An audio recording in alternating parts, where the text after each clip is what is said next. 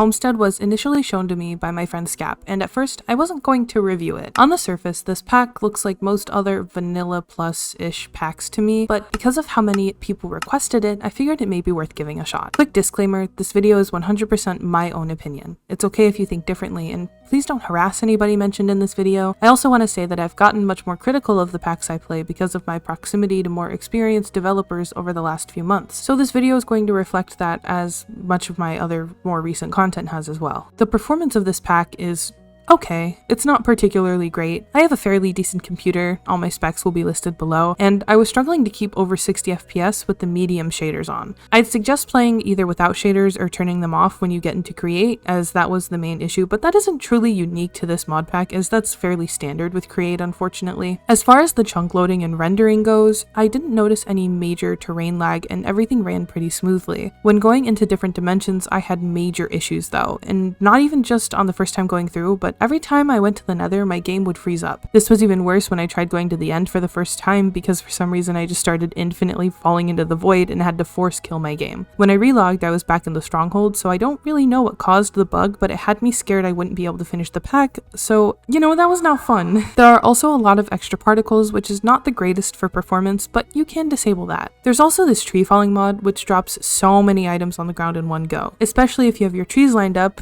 like how I did, and my PC was struggling with it a lot. That was all on the pack's default visual settings, by the way. Only difference is I uncapped my frame rate. Fair warning, I'm going to just combine the progression and downfalls and highlights categories for this video. I don't think I can really separate my opinion effectively and split those up. Before we get further, I also have to talk over something that almost stopped me from reviewing this mod pack. Please don't send hate to the author. I don't mean any ill will toward the author. I just feel this needs to be pointed out. So the author of this pack has an AI banner used on their second YouTube account, which is enough for me to drop a project normally. However, I was already several hours into recording and I realized it may be an opportunity to shed some light on an existing issue on CurseForge, Modrinth, and other platforms. A lot of folks use AI generated images to make assets for their projects, and I just want to let people who do that know that you should immediately switch those out. I don't want to completely derail the video and go into why, so here's a good video by Lavender Tone I recommend on the topic, which I'll pin in the card and I'll link below. There's also this one I really liked by Funky Frogbait that I recommend as well. The other main reason I bring this up is because I do believe the author also used AI in making assets for their quest book. I obviously can't say for certain, but let's take a closer look and I'll explain why I think this. You can see what's called mixels, which is when you make pixel art but you change the pixel sizes for certain parts of it, which this can be used in a good way, but should more often than not be avoided. It's a mistake beginners often make, but it's also something AI is notorious for. Like I said, this isn't me saying this is 100% what happened, so take this as my opinion and with a grain of salt. What I personally believe happened is the author AI generated the pixel art and then cleaned it up and used it in the pack, especially when we look at how funky the letters in certain pieces look and how inconsistent a lot of this is. But at the end of the day, the only thing we know for sure is AI is that YouTube banner. I did confirm that the modpack's main author was responsible for the assets I'm referring to, by the way. There is actually an artist credited for the pack, but their portfolio didn't match the work in the quest book, so I wanted to clarify to make sure it wasn't somebody else that did the artwork for it and blame the wrong person. But yeah, I confirmed it in their Discord. Because of that, I can't recommend anyone play this pack, at least until those assets are swapped out. But let's talk more about the pack's actual content, since I did suffer through so many hours of it. If I had to categorize this pack, I'd call it a kitchen sink vanilla-ish pack. If you don't know what I mean when I refer to something as a kitchen sink pack, I basically mean a mod pack that has mods thrown together with very little configuration or integration. This, to me, feels like a mod pack I would have played back when I was a really new player in this space, and while that isn't necessarily a bad thing, it doesn't fit the quality I was hoping for out of the pack. The first thing I noticed when loading up the pack is the menu screen isn't configured properly in Fancy Menu. I play on a smaller GUI scale than most, and typically what you want to do when you make the main menu of a mod pack is lock the scaling so you don't go from this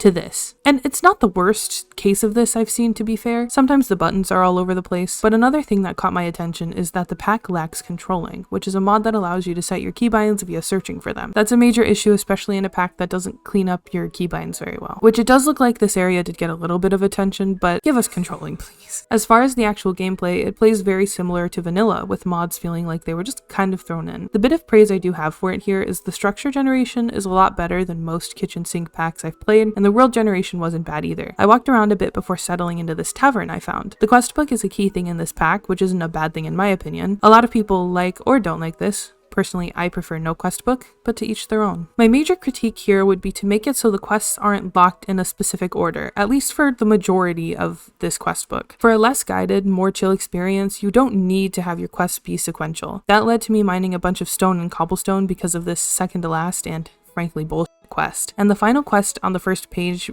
being related to settling down is so ironic because of how much further along I was before I even got to this. This would be fine for something more curated and guided, but that isn't the experience they seem to be trying to create. Moving on, there are a few things that had me really frustrated. This mod pack is called Homestead, and it's marketed as a comfy, cozy farming and building pack, yet the conflicting and duplicate crops and foods aren't resolved. I understand the pack has polymorph, which helps with conflicting recipes, but please at least clean up this aspect of the mod pack when it's meant to be such a focal point. Other than that, there are some very interesting recipes. Ender pearls being craftable with 8 obsidian and a gold ingot, blaze rods being 6 quartz and a lava bucket, and then one of the most mind-blowing is nether stars costing 9 wither skeleton skulls. I might be missing something with the last one, but I giggled at it. Also, paragliders. I'm not gonna lie, I nearly quit when I got to the nether and my glider burned up. I didn't even have like the lowest tier, I had the iron tier, but I got even angrier when it happened to the diamond one I made. Paragliders are too expensive, especially for a pack like this that is meant to be more chill, and especially for them to burn up in the nether even when you're not using the basic tier. To my understanding, this is default config for the paraglider mod, which I think the author of this mod pack needs to change. Regarding how expensive the recipes are though, you need 24 minimum of whatever ore tier it is, so 24 diamonds, and then the netherite one, you need 24 netherite scrap. If I were the person behind this, what I would do is I would make it 4 diamonds per reinforced thing max, and then the netherite one would take 1 netherite ingot and a smithing table to level up, which is maybe not something that a less experienced dev knows how to do, but there are many tutorials and many ways to implement things like that, and it's not that difficult, especially on more modern versions of Minecraft. What makes the recipe for the paraglider even more laughable is how outclassed the paraglider is by the elytra. Let's take a look at like raspberry flavored, right? The paraglider works really well in that mod pack because there is no elytra. The paraglider is great for early travel, for nether traversal, things like that. That's why it's so frustrating to me that it burns up in the nether in this pack. If you're going to include amplified nether or like any super modified nether stuff, I truly believe that paragliders are a great form of travel for the nether and should be configured to not blow up. I think this pack needs a serious recipe rework, and it needs to decide if it's going to be a chill, unbalanced pack with some goofy and easy recipes, or if it's going to balance itself out, especially with the very powerful items and backpack upgrades you're handed through the quest book, which is also something I think needs to be looked over again. The last major issue I want to hit on is how broken the shaders are. I used the medium complementary one that came with the mod pack and had several overlay issues and shader bugs, which I wouldn't point out if it wasn't the one that came with the mod pack and was supposedly configured specially for it. You should not include a shader in your mod pack if you did not configure it and test it thoroughly. I don't have a lot of praise for this pack, unfortunately, because I didn't enjoy my time in it, but I did like the plushie mod and that integration. I just wish I could wear them in my hat slot, since there is one right there, but for some reason it doesn't work. I did really like the GUIs and the work on that, and I can see this being a mod pack made for and by a friend group. Now, a little message for the author. I have no ill will toward you, and I respect that you tried making something. If you're seeing this video, I hope it doesn't offend you because I don't mean to. Your marketing for the pack has been great, which is why it's getting so popular despite so many issues. I hope it improves, and good luck in your journey as a dev. Thank you for watching if you made it all the way to the end. Don't forget to like and subscribe, and maybe leave a comment for what mod pack you want to see next. Sorry this video was a lot more negative than I normally am. This pack had me at my wit's end. I was ranting to my friends in call while I was screen sharing it to them. I was so frustrated. I'll see you next week. Thank you.